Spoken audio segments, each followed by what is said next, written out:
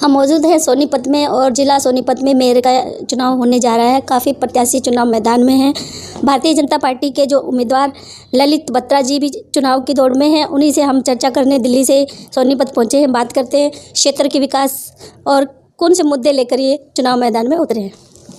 अपना तो केवल एक ही जो है एजेंडा है इस चुनाव का, वो है विकास, विकास और केवल विकास, और इसके अतिरिक्त हमारा कोई मुद्दा नहीं है। ये जो हमारा स्थानीय निकाय का चुनाव है, ये विकास के मुद्दे पर ही हमेशा लड़ा जाता है।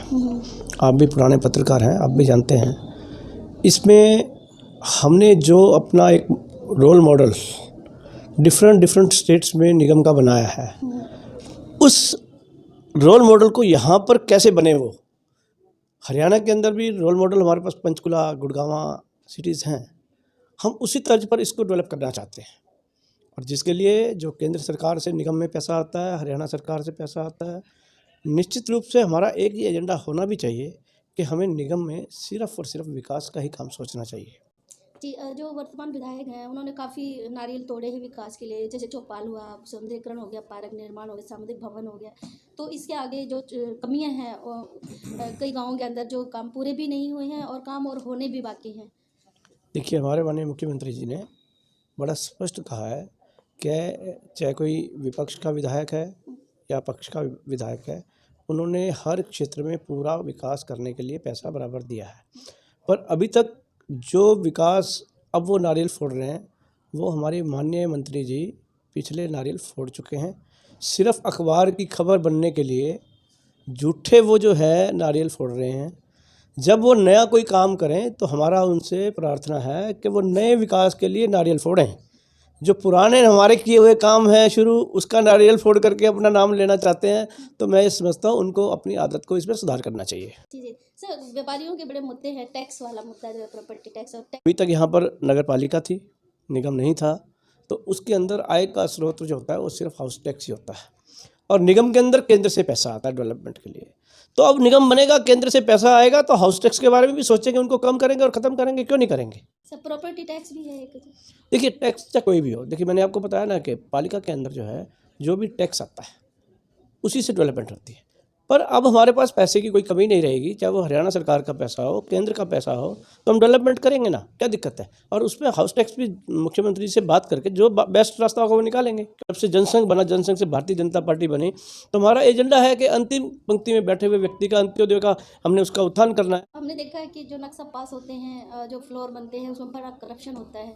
तो देखिए, एक बात तो मैं आपको बताना चाहता हूँ, बिल्कुल एक बात बताना चाहता हूँ, हमारे माननीय प्रधानमंत्री जी का, माननीय मुख्यमंत्री जी का, और विशेष करके मेरे बारे में यदि आपने कहीं से सुना है या आप दिल्ली से यहाँ पहुँचे तो ज़रूर कुछ ना कुछ आपने सुना होगा। सेम जीरो टॉलरेंस पे काम होगा सोनीपत के अंदर।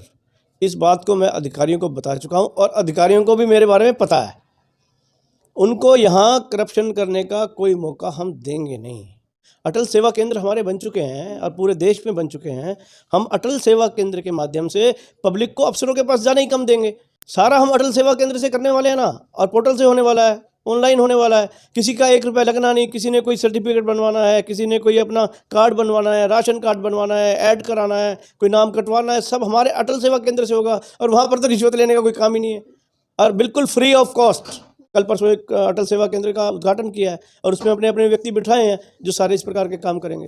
चिंता की बात नहीं। समस्या है व्यापारी के साथ डकैती जो हो जाती है, परेशान है, सुरक्षा का मुद्दा जो है, तो इस पे देखिए, बिल्कुल हमारे मुख्यमंत्री जी ने बहुत इसका संज्ञान लिया है पूरे प्रदेश के अंदर, और बिल्कुल साफ साफ संदेश है हमारे पुलिस कमांडर्स को कि भाई किसी प्रकार का भी इस प्रकार के हादसे होने नहीं देने हैं। और फिर भी यदि कोई गलती से हो जाता है तो हम तुरंत उसको पकड़ने का काम या उसको जो है वो करने का काम हम करते हैं। हम किसी प्रकार किसी को बख्शने वाले नहीं हैं।